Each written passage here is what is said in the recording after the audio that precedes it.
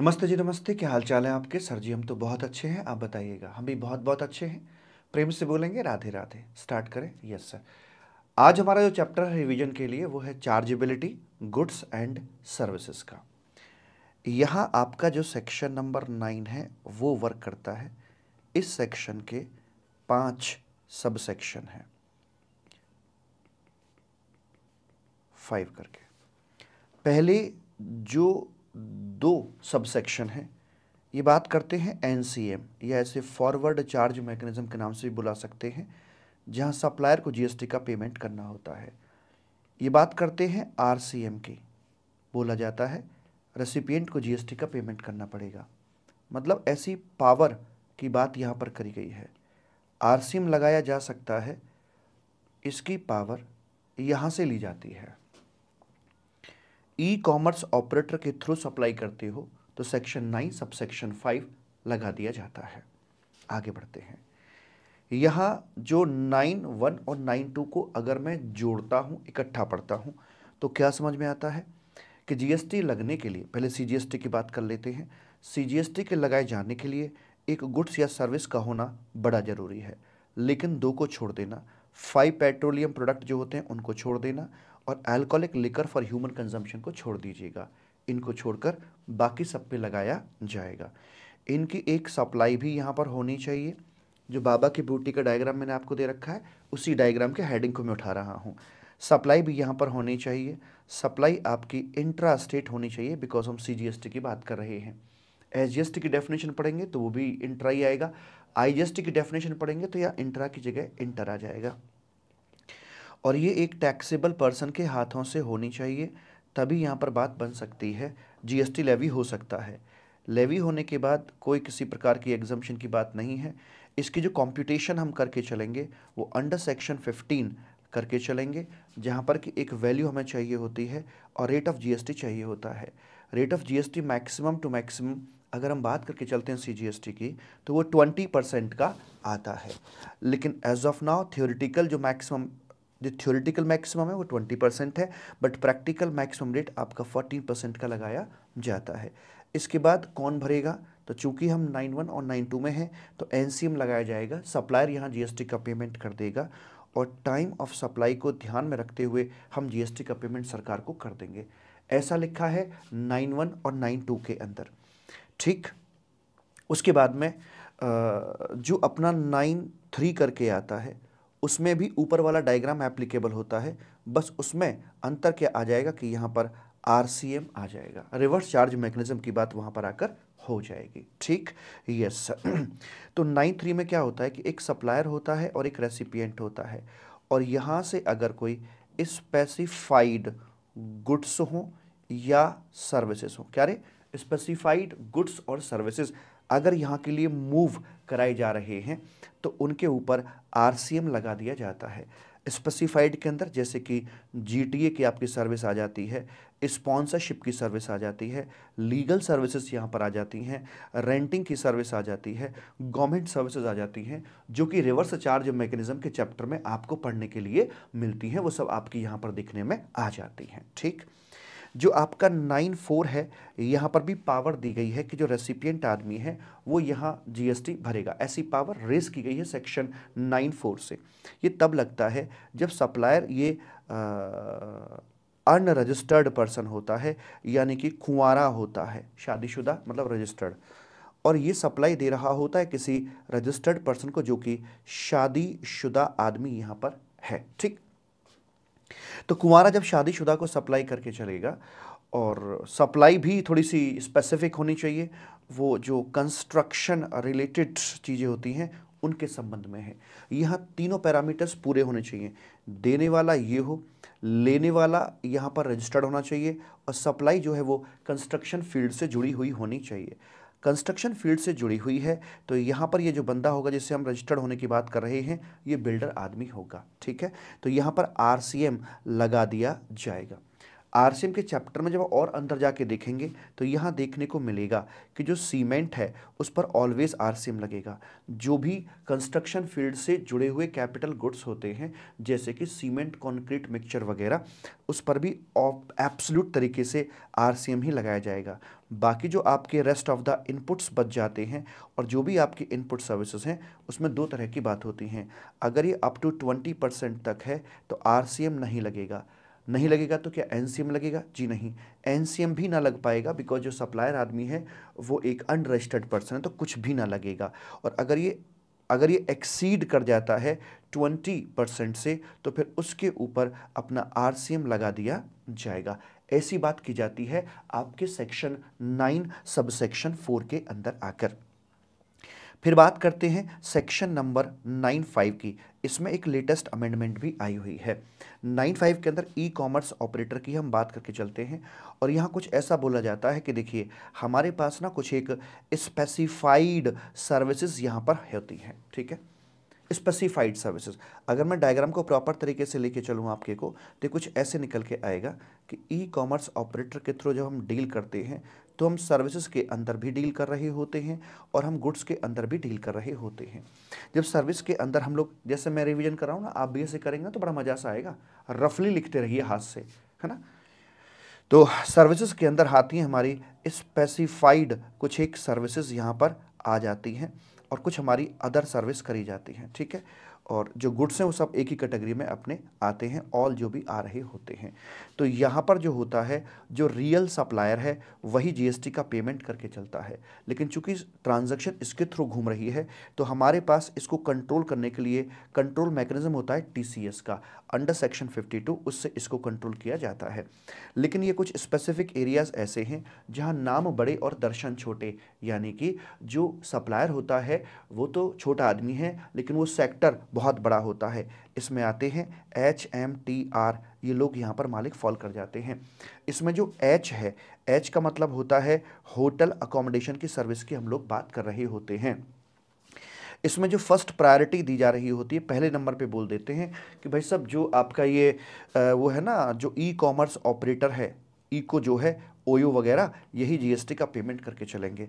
Second choice पर बोलते हैं कि अगर जो ये आपका होटल है, अगर होटल बड़ा है, यानी कि प्रीसीडिंग फाइनेंशियल ईयर के अंदर 10 या 20 लाख से इसको ऊपर टर्नओवर जा रहा है, मैं तो अपने टाइम में ऐसे रिवीजन किया करता था, 10-20 से इसका टर्नओवर अगर ऊपर जा रहा है तो वैसे वाले केस में ये खुद कैपेबल है और खुद अपना जीएसटी का पेमेंट यहाँ पर कर देगा। HMT मिसलेनियस यूटिलिटीज के अंदर भी सेम प्रोविजन है। फर्स्ट प्रायोरिटी पर जो ई कॉमर्स ऑपरेटर वो जीएसटी का पेमेंट करेगा एंड साथ में यानी कि जो अर्बन क्लैप हो गया या अर्बन कंपनी हो गया वो जीएसटी का पेमेंट यहाँ पर होगा। और सेकंड चॉइस पर देखते हैं कि जो रियल में सप्लायर है अपना, वो रियल जो सप्लायर है अगर प्रीसीडिंग फाइनेंशियल ईयर के अंदर उसका टर्नओवर 10-20 को क्रॉस कर रहा है, थ्रेशोल्ड लिमिट को क्रॉस कर रहा है, तो वो स्वयं सेल्फ यहाँ जीएसटी का पेमेंट कर लेगा, वो सेकंड चॉइस पर आता है, ठीक है। छोटा है तो ये देगा, बड़ा है तो खुद भर लेगा। HMT जो ट्रांसपोर्टेशन सेक्टर है, ट्रांसपोर्टेशन ऑफ पैसेंजर है, उसके अंदर यहाँ पर थोड़ा सा चेंज आया है, ज़रा ध्यान से देखिएगा। ट्रांसपोर्टेशन के अंदर हम ये बोलते थे कि ये सर्विस दी जा रही है बाय यूजिंग आपकी जो बोलते हैं ना मैक्सी कैब हो गई, है ना, मोटर कैब हो गई, एट्सेट्रा, इनके माध्यम से सप्लाई दी जा रही है। तो इसके ऊपर ऑलवेज जो ओला या उबर हैं वही यहाँ जीएसटी का पेमेंट करके चलते हैं, यानी कि ई कॉमर्स ऑपरेटर जीएसटी का पेमेंट करके चलता है। अब इसके दो फाड़ कर दिए गए हैं, इसमें से एक चीज को हटा दिया गया है, एक्सेप्ट ओमनी बस। ओमनी बस जिसमें पहले किडनैप के लिए इस्तेमाल किया करते थे ना, इसमें ओमनी बस को यहाँ से हटा दिया गया है, ठीक है जी। तो फिर कहाँ लिखा गया? दूसरे पार्ट में लिखा गया कि यहाँ अगर ओमनी बस की बात की जा रही है तो उसमें दो बातें कर दी गई हैं। जो रेड पेन दिख रहा है आपका, ये अमेंडमेंट है ना। यहाँ दो बातें कर दी गई हैं कि अगर जो आपका ये रियल सप्लायर है, अगर ये एक कंपनी है तो क्या होगा? कंपनी है तो भाई आप समझ सकते हो कि वो कंपनी है तो हर जगह उसको पकड़ा जा सकता है। तो यहाँ पर फिर रियल सप्लायर यानी कि जो कंपनी है वो सेल्फ खुद अपना जीएसटी भर लेंगे। लेकिन अगर जो यहाँ पर रियल सप्लायर है, सप्लाई देने वाला बंदा है, अगर वो एक नॉन कंपनी है तो वैसे वाले केस में जो ई कॉमर्स ऑपरेटर है उसी को यहाँ पर जीएसटी का पेमेंट करना पड़ जाएगा। HMT टी का HMT हो गई, हाँ टी में ट्रांसपोर्टेशन आ गया, HMTR। एक और आता है आपका ये रेस्टोरेंट की हम बात करके चलते हैं। देखिए पहले तीनों में क्या था, पहले तीनों के अंदर HMT के अंदर एक कॉमन चीज़ होती है कि जो सप्लायर आदमी है वो एक छोटा आदमी यहाँ पर होता है, इस वजह से हमने ये सिस्टम बनाना पड़ा। लेकिन जो रेस्टोरेंट वाले केस में है, यहाँ बीच में काम करता है ट्रस्ट फैक्टर। गवर्नमेंट प्रैक्टिस ये कहती है कि रेस्टोरेंट वाले GST भरने में बड़ी दिक्कत करते हैं, तो इसलिए इन्होंने कुछ किया कि अगर इनके अलावा किसी और से लिया जा सकता हो तो ले लो भैया, क्योंकि इनमें ट्रस्ट वर्दी इनको सरकार नहीं मानकर चल रही है।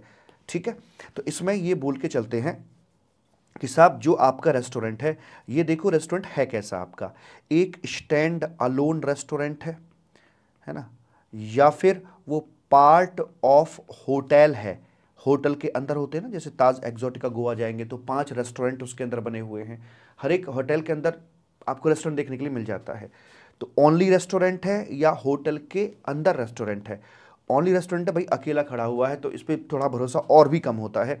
तो यहाँ छोटा हो या बड़ा हो, ऑलवेज अगर ये यहाँ भी कन्फ्यूजन आती है, क्लियर कर दूँ, ये है और ये ई-कॉमर्स ऑपरेटर के थ्रू, यानी कि जो आपके जोमेटो टोमेटो जितने भी हैं इनके थ्रू सप्लाई कर रहा है, तो उस सप्लाई के ऊपर ई-कॉमर्स ऑपरेटर ही GST का पेमेंट करके चलेगा, जोमेटो स्विगी इन्हीं को पेमेंट करना पड़ेगा। अच्छा जी, यहाँ आते हैं जरा, यहाँ पर आकर देखिए कि ये बड़े बाप का बेटा है या कैसे है। एक आता है, बुक पढ़ी होगी रिच डैड पुअर डैड, आप लोगों ने पढ़ी होगी, बहुत ही फेमस बुक है रिच डैड और पुअर डैड। अर्थात ये जिस होटल के अंदर है वो होटल बड़ा है या वो होटल छोटा है। अगर वो होटल बड़ा है या छोटा है, बड़ा होटल है तो मतलब थोड़ा सा ट्रस्टवर्दी, मान लीजिए होटल ताज के अंदर की बात कर रहे हैं, होटल ताज के अंदर जो रेस्टोरेंट है उस रेस्टोरेंट से किसी ई-कॉमर्स ऑपरेटर के थ्रू यहाँ फूड सप्लाई की जा रही है, तो उसके ऊपर GST कौन भरेगा? क्या सरकार ये बोलेगी कि हमें ताज होटल के रेस्टोरेंट पे भरोसा नहीं है? जी नहीं, वहाँ पर खुद ये सेल्फ GST का पेमेंट कर देंगे, यहाँ पर ई-कॉमर्स ऑपरेटर को GST भरने की ज़रूरत नहीं है। ठीक, अगर आपका ये जो होटल छोटा है और उसके अंदर जो आपका ये रेस्टोरेंट आ रहा है उससे जो सप्लाई की जा रही है ई-कॉमर्स ऑपरेटर के थ्रू सप्लाई की जा रही है, तो वैसे में होटल छोटा है तो इतना भाई रेस्टोरेंट पे तो खैर है ही नहीं। अब दूसरी चॉइस ये थी, बाहर का सर्कल ये आ रहा था, क्योंकि देखो ये तो आपका रेस्टोरेंट तो ओनली ये है, तो लेकिन यहाँ पर हम क्या देखते हैं कि ये अगर रेस्टोरेंट है तो इसके ऊपर एक और सर्कल चढ़ा हुआ है इस होटल का। अगर होटल पे ट्रस्ट है तो फिर तो यहाँ से ले ही लेंगे, लेकिन होटल पे भी ट्रस्ट नहीं है, छोटा सा होटल है भाई साहब, क्या करके चलें? तो वहाँ पर ई-कॉमर्स ऑपरेटर को ही जिम्मेदार ठहराया जाएगा GST भरवाने के लिए। ऐसी वाली बात यहाँ पर बोल दी जाती है। सर ये छोटे बड़े के लिए लिमिट क्या है? 7,500 की लिमिट का यहाँ पर इस्तेमाल किया गया है, उससे ऊपर का है तो फिर ये अपना होटल बड़ा माना जाएगा, अदरवाइज होटल को छोटा मान लिया जाएगा। ये था आपका सेक्शन नंबर 95, ऐसे करके सेक्शन 95 खत्म हो जाता है।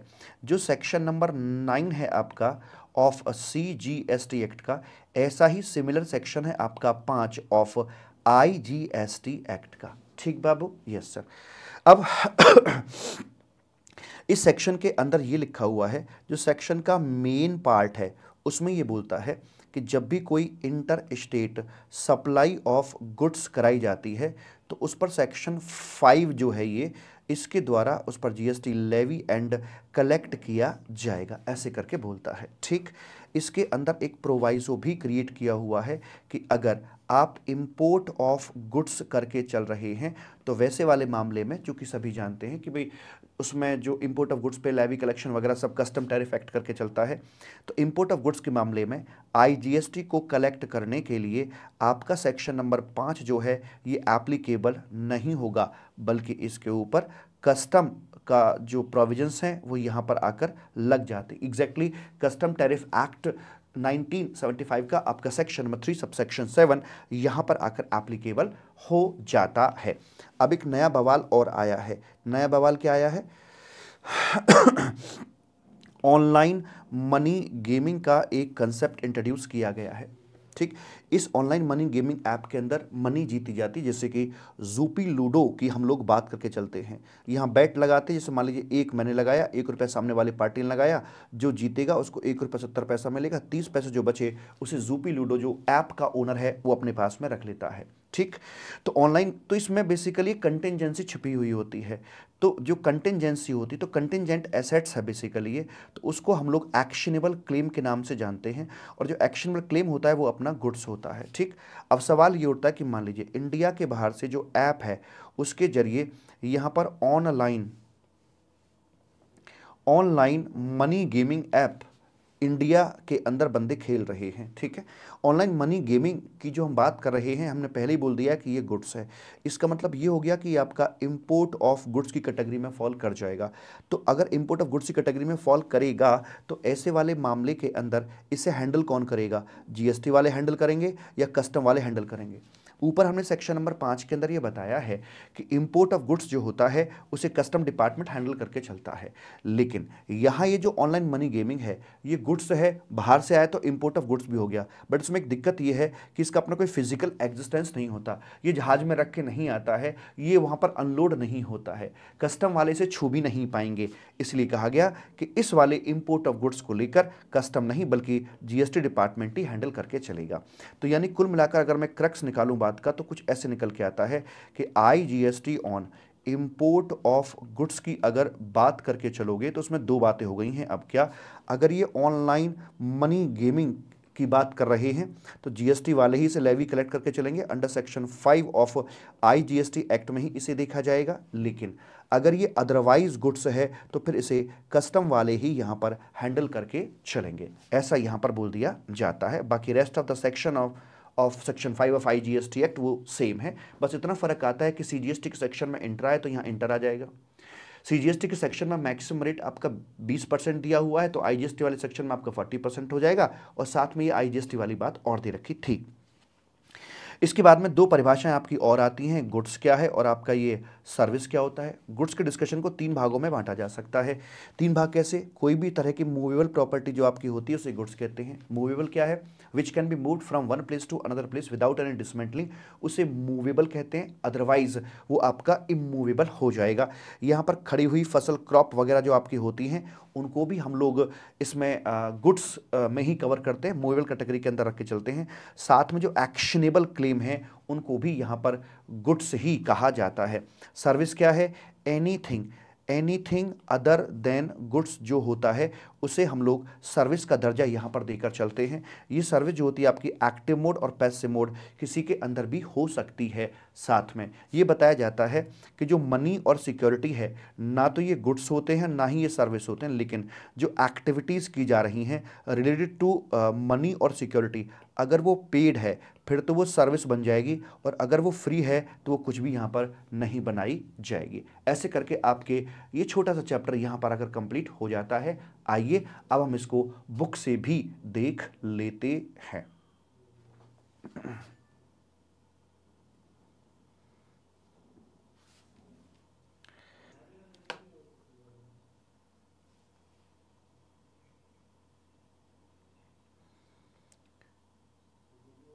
ये रहा आपका गुड्स एंड सर्विसेज और चार्जेबिलिटी की हम यहाँ पर बात करके चलते हैं। तो इसमें आपका पहला सेक्शन शॉर्ट टाइटल कमेंसमेंट का आ गया। सेक्शन नंबर 9 चार्जेबिलिटी की बात कर ली हमने कि इंट्रास्टेट रेट सप्लाई होती है, शराब को छोड़ देना, और जो आपके 5 पेट्रोलियम प्रोडक्ट्स हैं उनको छोड़ दीजिएगा, उनकी सेक्शन 15 के मुताबिक वैल्यू निकाली जाएगी। मैक्सिमम थ्योरेटिकल रेट 20% रहेगा, कलेक्ट किया जाएगा और वो भी सप्लायर से। उसके बाद में ये आरसीएम की पावर आ गई 9(3) के अंदर आकर कि सरकार को आरसीएम लगाने का हक है। इसी के चलते हुए उन्होंने नोटिफिकेशन नंबर 13/2017 इशू किया है, जो कि हमें रिवर्स चार्ज के चैप्टर में देखने को मिलता है। ये अपना 9(4) आ जाता है, जहाँ पर कि कुआरा जब शादीशुदा को सप्लाई करेगा तो उसमें भी कंस्ट्रक्शन फील्ड से जुड़ी हुई चीज़ें तो उसके अंदर आकर लगा देते हैं रिवर्स चार्ज मैकेनिज्म। और यह है आपका 9(5) hotel accommodation, first priority OYO भरेगा, लेकिन अगर रियल सप्लायर यानी कि जो होटल वाला है खुद सक्षम है, बड़ा है, तो खुद भर लेगा। सेम प्रोविजन मिसलेनियस यूटिलिटीज में, ये पहले 3 नंबर था, अब साथ में ये भी न्यूली ऐड कर दिया गया है। Passenger transportation services, service by way of transportation of passenger by radio taxi, motor cab, maximum motorcycle, any other motor vehicle except omni bus. यहां पर ये चेंज किया गया है, एक्सेप्ट ओमनी बस, उसको यहां से बाहर निकाल दिया है। तो ऐसे केस में ऑलवेज ओला या उबर ही जीएसटी का पेमेंट करके चलता है, लेकिन ओमनी बस के बारे में बोला है कि अगर वो कंपनी नहीं है, अगर वो नॉन कंपनी, कंपनी बाहर निकाल दिया, except where the person supplying such service is a company, तो अगर वो नॉन कंपनी है तो ऐसे में ऑलवेज ई कॉमर्स जीएसटी भरेगा, लेकिन अगर वो कंपनी है तो वैसे वाले केस के अंदर वो स्वयं ही जीएसटी का पेमेंट करके चलेगा। ये बात आ गई रेस्टोरेंट की। जो आपके स्टैंड अलोन रेस्टोरेंट्स आ रहे हैं तो वो तो भाई ई कॉमर्स ऑपरेटर के ही हिस्से में आते हैं, और जो आपका रेस्टोरेंट किसी बड़े होटल का पार्ट है जिसका किराया जो बनता है 7,500 से ज़्यादा बनता है, तो ऐसे में खुद भरेंगे, ई कॉमर्स ऑपरेटर को भरने की ज़रूरत नहीं है। अदरवाइज छोटा होटल का रेस्टोरेंट है तो फिर वहाँ पर ई कॉमर्स ऑपरेटर को भरना पड़ेगा। यहाँ ये परिभाषाएं दे रखी, ओमनी बस की परिभाषा दे रखी, 6 पैसेंजर प्लस ड्राइवर, जो किडनैप करने के लिए इस्तेमाल की जाती थी पहले। कंपनी का मतलब सेक्शन 220 के अंदर, जो कंपनीज एक्ट के अंदर दे रखी है। ठीक, यहाँ पर आपका ये सेक्शन आ गया है आईजीएसटी वाला, सेम सेक्शन है, कुछ अंतर है। यहाँ पर जो इंट्रा था वो इंटर हो जाएगा, 14 का 28 हो जाता है मैक्सिमम रेट अपना। और लेकिन इंपोर्ट ऑफ गुड्स के संबंध में नॉर्मली कस्टम वाले ही हैंडल करके चलते हैं उसको, लेकिन अभी जो ऑनलाइन मनी गेमिंग की ऐप की बात हुई है, ऑनलाइन मनी गेमिंग का जो सिस्टम आया है, अगर वो बाहर से इंडिया में दिया जा रहा है तो ऐसे वाले केस में चूंकि वो एक्शनेबल क्लेम है, गुड्स माना जाता है, पर फिजिकल एग्जिस्टेंस होने के चलते कस्टम वाले उसे हैंडल नहीं कर पाते हैं, इसलिए उसे जीएसटी वाले ही हैंडल करके चलेंगे। सो लिख दिया गया है ऑनलाइन मनी गेमिंग जो कि एक प्रकार का गुड्स है, वो आपका प्रोवाइजो में फॉल नहीं करेगा, मतलब कस्टम वाले नहीं भरेंगे, बल्कि जो मेन सेक्शन लिखा है 5(1) आईजीएसटी एक्ट का, उसी के अंदर से फॉल कराकर इस पर जो जीएसटी डिपार्टमेंट है वही सारी कार्यवाही करके चलेगा। गुड्स की डेफिनेशन आ गई, जो भी मूवेबल हैं वो आ गए, सारे जो क्रॉप वगैरह हैं वो सब यहाँ पर आ जाती हैं, एक्शनेबल क्लेम है वो भी आपके गुड्स होते हैं। जो आपकी ये सर्विस है तो anything other than goods will be supply of service में आ जाएगा। एक्टिव पैसिव 2 तरह की ये होती है, मनी सिक्योरिटी कुछ भी नहीं होते, लेकिन मनी सिक्योरिटी के संबंध में सर्विस दी जा रही है, पेड वाली है, तो उसको यहाँ पर सर्विस मान लिया जाता है। तो ये था आपका एक छोटा सा चैप्टर, मिलते हैं आपसे अगले चैप्टर में, ठीक है। और सर ये पीछे जो एडमिनिस्ट्रेशन वगैरह का चैप्टर था सब करेंगे, चिंता मत करो, हमारे तरीके से करते चलो आप, ठीक है। Yes sir, bye.